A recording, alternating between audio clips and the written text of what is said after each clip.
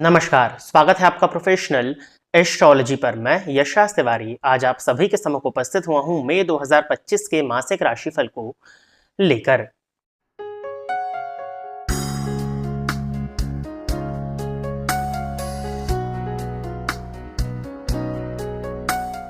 इस राशिफल के कार्यक्रम में हम चर्चा करने जा रहे हैं कि आपका ये मंथ कैसा जाने वाला है, आपका करियर ग्रोथ कैसा होगा, धन की स्थिति आपके लिए इस मंथ में कैसी होने वाली है, आपकी शिक्षा, आपका स्वास्थ्य, आपका दाम्पत्य जीवन, अविवाहितों के लिए ये मंथ किन उपलब्धियों को लेकर के आ रहा है, साथ ही साथ आपके व्यापार की क्या स्थिति इस मंथ में होने वाली है। यानी कि जीवन के विभिन्न पहलुओं पर आज के इस राशिफल के कार्यक्रम में हम चर्चा करने जा रहे हैं।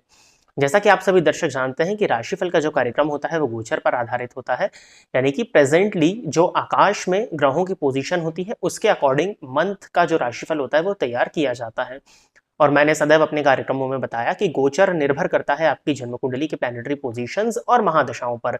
यदि आपकी जन्म कुंडली की प्लैनेटरी पोजीशंस और दशाएं इत्यादि अच्छी चल रही हैं तो बुरा गोचर भी आपके लिए बहुत ज्यादा बुरा करके नहीं जाता है, और अगर अच्छी दशाएं नहीं चल रही हैं तो सामान्य सा दिखाई देने वाला गोचर भी आपके लिए कई बार बुरा परिणाम आपको दे जाता है। यदि आप अपनी जन्म कुंडली का अध्ययन कराना चाहते हैं तो इस वीडियो में जो नंबर्स फ्लैश हो रहे हैं उन पर संपर्क करके आप व्हाट्सएप के माध्यम से अपॉइंटमेंट लेकर के अपनी जन्म कुंडली का अध्ययन करा सकते हैं। अब सबसे पहले तो मैं आपको इस मंथ में जो ग्रहों का गोचर परिवर्तन होने वाला है उस विषय में अवगत करा देता हूं। तो हर मंथ की तरह इस मंथ भी सूर्य 15 मई को अपनी उच्च राशि मेष राशि को छोड़कर के वृषभ राशि में प्रवेश कर जाएंगे।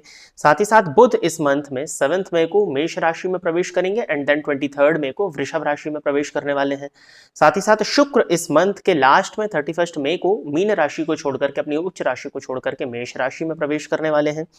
और इस मंथ में दो बड़े ग्रहों का राशि परिवर्तन हो रहा है। गुरु राशि परिवर्तन करेंगे 14 मई को और ये वृषभ राशि को छोड़कर के मिथुन राशि में प्रवेश करेंगे।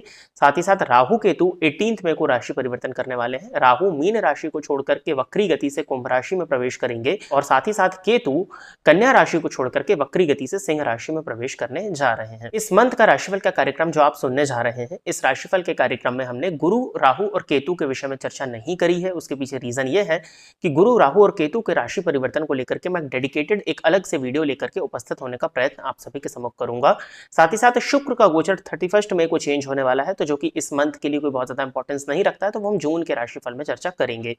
आज का जो राशिफल का कार्यक्रम होने वाला है वो मेनली दो ग्रहों के गोचर परिवर्तन के आधार पर होने वाला है। एक है सूर्य जो कि 15 मई को अपनी मेष राशि को छोड़कर के वृषभ में जाएंगे, और बुध का परिवर्तन इस मंथ में दो बार है, 7 मई को एंड देन 23 मई को। तो इन्हीं ग्रहों के गोचर के आधार पर आज का राशिफल का कार्यक्रम आप सुनने जा रहे हैं।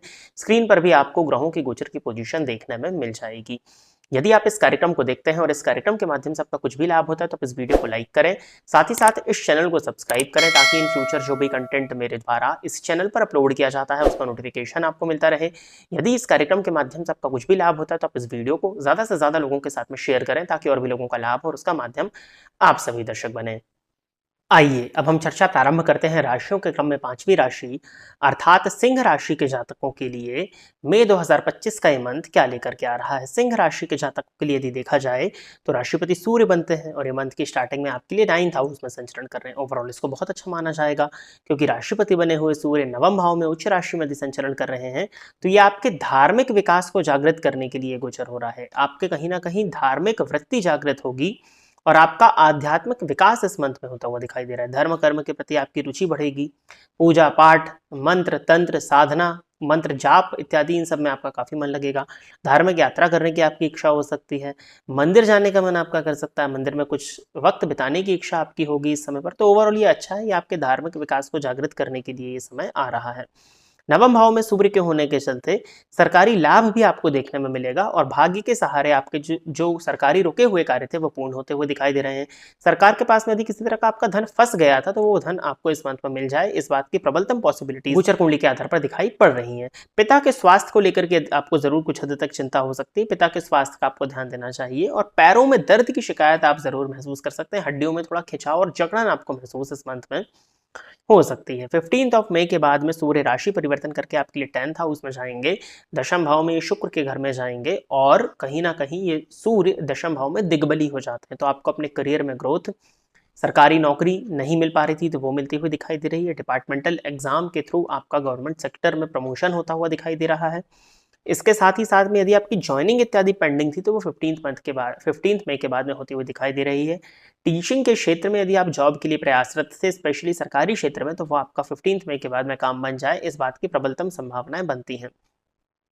सूर्य गुरु की युति दशम भाव में आपके लिए बन जाएगी, शिक्षा के योग का आपको फायदा मिलेगा। तो कहीं ना कहीं आप अपने करियर में, आप अपनी वर्क प्लेस पर एक उच्च पद प्रतिष्ठा प्राप्त कर सकते हैं यदि आप उसके हकदार होते हैं तो, और आपको मान सम्मान की प्राप्ति हो जाए, इस बात की संभावनाएं भी बनती है। किसी तरह का पुरस्कार इत्यादि यदि आपको मिलना था तो वो भी मिलता हुआ 15 मई के बाद में आपके लिए दिखाई दे रहा है। तो ओवरऑल सूर्य का गोचर आपके लिए अच्छा होगा।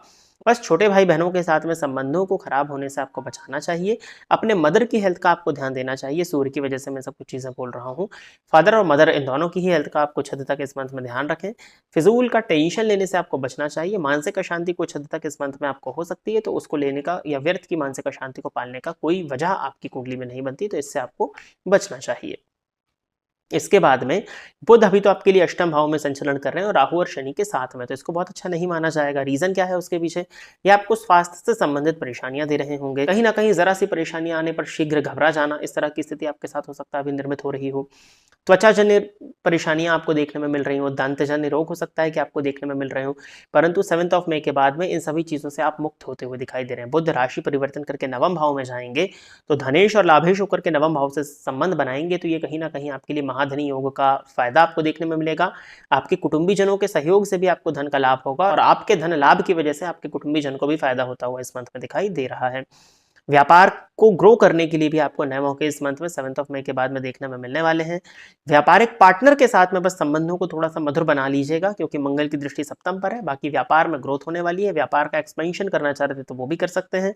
बुध के राशि परिवर्तन करने के बाद सोशल मीडिया या डिजिटल प्लेटफॉर्म के थ्रू भी आप अपने बिजनेस को ग्रो कर सकते हैं, इस बात की संभावनाएं आपकी गोचर कुंडली प्रदर्शित कर रही है।